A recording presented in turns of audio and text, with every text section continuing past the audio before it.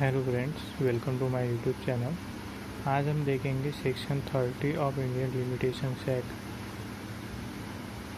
Provisions for suit etcetera for which the prescribed period is shorter than the period prescribed by the Indian limitation act 1908।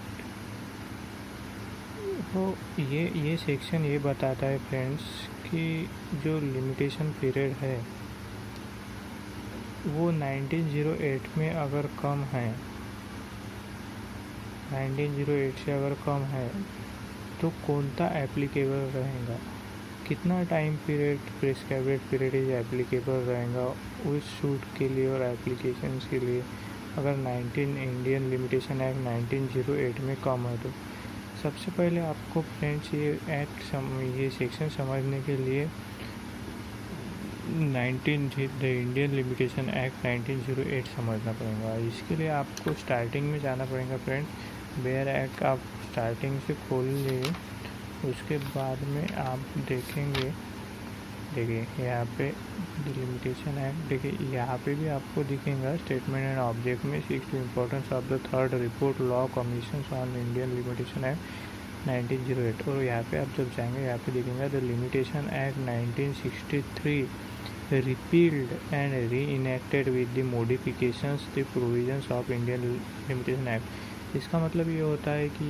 1963 का जो ये limitation act अभी हम पढ़ रहे हैं ये आने के पहले इंडियन लिमिटेशन एक्ट 1908 था, उसको ही रिपील्ड और रीइनेक्टेड मॉडिफाई करके इन्होंने ये एक्ट लाया है जो अब ये एक्ट लागू होता है।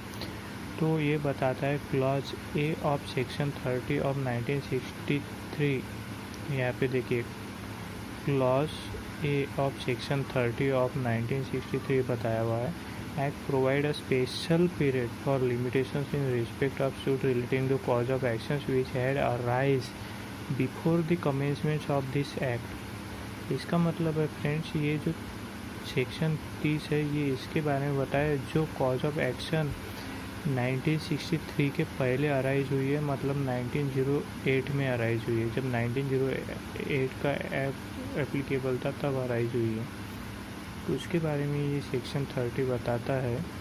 तो उसके लिए कौन सा एक्ट अप्लाई होगा, देखिए action which had arisen before the commencement of this act and for which the period of limitation prescribed under that act is shorter than the period prescribed under 1908।